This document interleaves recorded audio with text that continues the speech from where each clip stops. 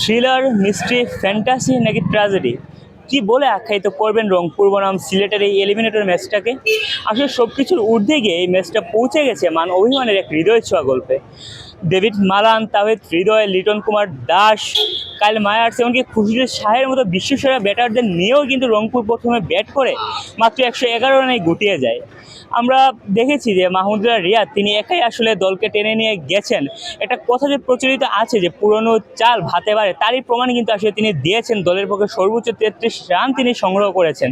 খুশিল শাহ কিছুটা সময় তাকে সঙ্গ দিলেও অন্যান্য ব্যাটাররা শুধুমাত্র আসা যাওয়ার তারেই ছিলেন, ফলে রংপুর খুব একটা ভালো স্কোর করতে পারেননি।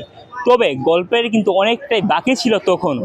মাত্র 112 রানের লক্ষ্যে ব্যাট করতে নেমে সিলেট টাইটান্স নিয়মিত বিরতিতে প্রথম 4 উইকেট হারিয়েছে। এরপর ক্যাপ্টেন মেহেদী হাসান মিরাজ এবং অভিজ্ঞ সেম বিলিংস মিলে একদম মাটি কামড়ে ক্রিজে পড়ে থাকেন 17তম ওভার পর্যন্ত। তারাই কিন্তু আসলে সিলেট টাইটান্সের জয়ের ভিতটা ঘুরে দিয়ে গেছেন। আর 17তম ওভারের শেষ বলে মেহেদী হাসান মিরাজ যখন ফিরে আসেন, তখন সত্যিকার অর্থে সিলেট টাইটান্স আসলে চাপে পড়ে। একজন সেট ব্যাটারের ওই মুহূর্তে ফিরে আসাটা একেবারে হতাশাজনক বলা চলে। তার উপরে মেহেদী হাসান মিরাজ এখন বাংলাদেশ দলের ক্যাপ্টেন, তার উপর আসলে সমর্থকদের প্রত্যাশা অনেক বেশি ছিল। তবে ঠিক ওই মুহূর্তেই কিন্তু ম্যাচের লাগামটা সয়ে টেনে দেয় রংপুর রাইডার্স। বিশেষত মুস্তাফিজুর রহমান, নাহিদ রানা এমনকি ফাহিম আশরাফ, তারা কিন্তু আসলে সিলেট টাইটান্সকে একদম চেপে ধরে। আমরা যেমনটা দেখেছি শেষ ওভারে ফাহিম আশরাফ পরপর 3টি ডট বল দেন এবং মঈন আলীর গুরুত্বপূর্ণ উইকেটটি নিয়ে ম্যাচ কিন্তু রংপুরের দিকে প্রায় ঘুরিয়েই ফেলেন বলা চলে। তবে গল্পের ঠিক এই মুহূর্তেই প্রধান চরিত্র হয়ে উঠে আসেন ক্রিস ওকস। শেষ 1 বলে সিলেট টাইটান্সের জয়ের জন্য দরকার ছিল 6 রান।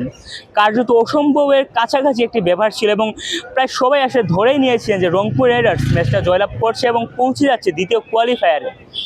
তবে ঠিক সে মুহূর্তেই আসলে ক্রিস ওকস, তিনি যে আসলে একজন বিশ্বসেরা অলরাউন্ডার, বিশ্বের একজন ক্লাসি ব্যাটার, তিনি তার প্রমাণটাই কিন্তু আসলে তিনি দিয়েছেন। শেষ বলে 6-এর মাধ্যমে কিন্তু সিলেটকে তিনি তুলে দিয়েছেন সেকেন্ড কোয়ালিফায়ারে।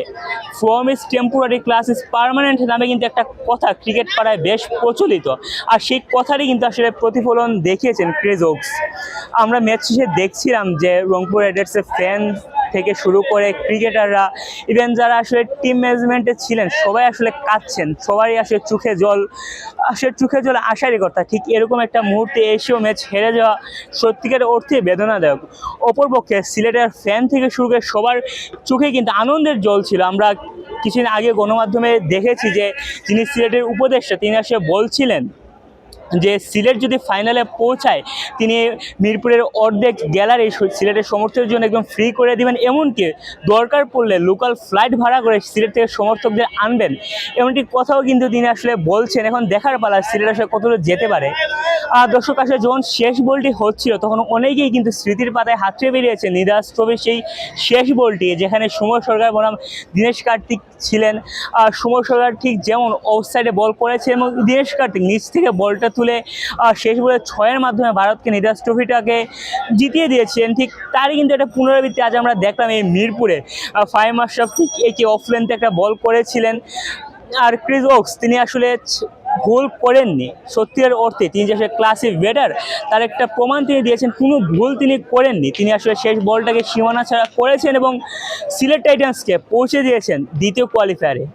এখন দেখার পালা সিলেট টাইটান্স কতদূর যেতে পারে এবং সিলেটের ফ্যানদের আশা কতটা তারা রাখতে পারে। মিরপুর শেরেবাংলা ক্রিকেট স্টেডিয়াম থেকে মোহাম্মদ ইশতিয়াক হোসেন রাতুল, ক্রিফো স্পোর্টস, ঢাকা।